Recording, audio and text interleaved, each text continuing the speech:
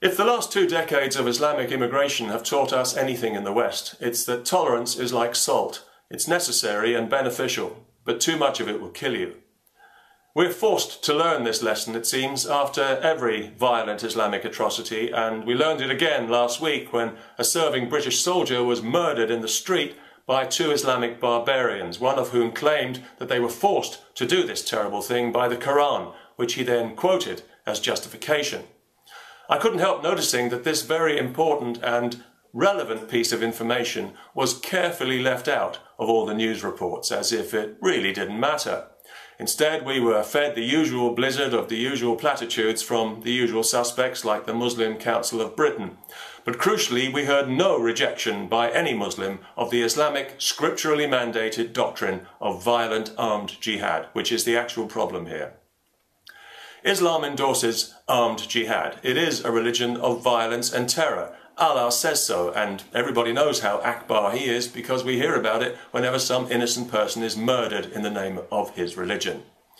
We should not be expected to ignore the violence and hatred in Islamic teaching simply to avoid offending moderate Muslims. If they were really that moderate, they would face up to what their religion teaches and disown it. Instead, they prefer to dissemble and equivocate and say it's got nothing to do with Islam. But we can all read, and we know that's a lie, and that last week's murder was all about Islam from start to finish and from top to bottom. It was written right through it like a stick of seaside rock. I-S-L-A-M spells jihad. Oh, and by the way, please, no more garbage about jihad being a journey. It's a journey, all right, into mental illness, and we're not going along for the ride. If the British police were as quick to arrest Islamic bigots as they are ordinary citizens who post offensive messages on Twitter, this disgusting murder would never have happened. One of these savages was known to police and had already committed a prosecutable offence, but for reasons best known to themselves, they chose to ignore him until he committed this murder. Then we saw swift and decisive action as people were arrested for posting offensive, not libelous, offensive messages on Twitter, and an 85-year-old woman was arrested and held in police custody for shouting outside a mosque. In a just and sane society, the officers who made those arrests would themselves be arrested and charged with wasting police time.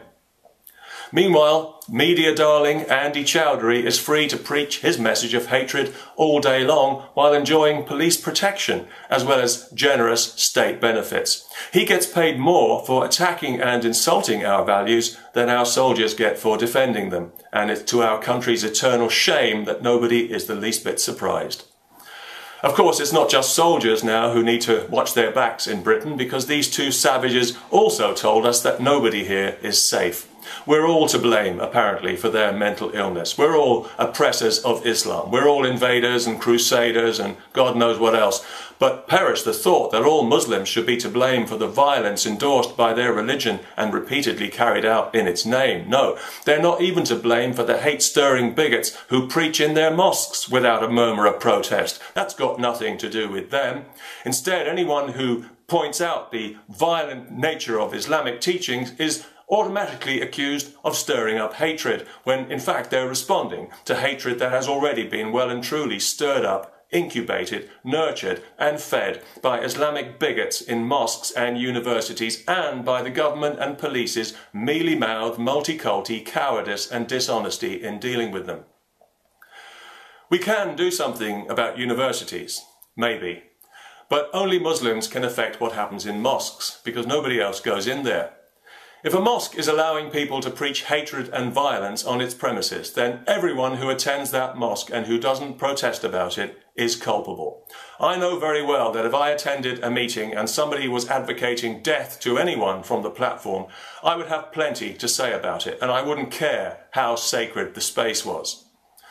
We keep hearing about an anti-Muslim backlash in the wake of this atrocity, as if Muslims are somehow the real victims. They're not. What we need is a Muslim backlash, and we need it now. You may be a moderate, peaceful Muslim, but there's nothing moderate or peaceful about your religion, and you know it.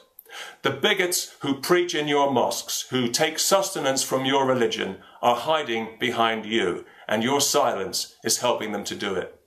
If your mosque is letting anyone preach hatred and violence on its premises, you have a duty to call the police, and the police have a duty to take off their politically correct tinted glasses, to go into that mosque without removing their shoes and arrest that person. Anything less than this, and you're on the wrong side.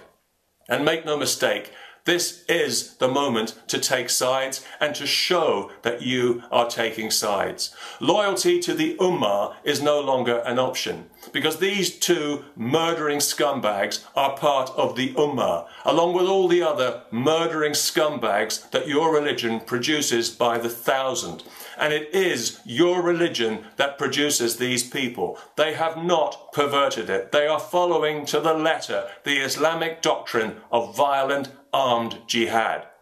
All you people who claim to speak for all Muslims, you self-appointed community leaders with your bland, empty platitudes and crocodile tears, you Muslim politicians and Muslim journalists in the liberal media who deal in evasion and excuses, this murder is on your shoulders, unless you personally and publicly reject the Islamic doctrine of armed jihad.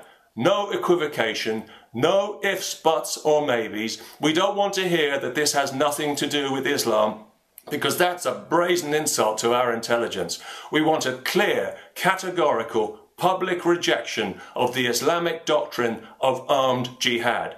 Anything less than this, and we will know once and for all that you are complicit and that you are and always have been on the wrong side.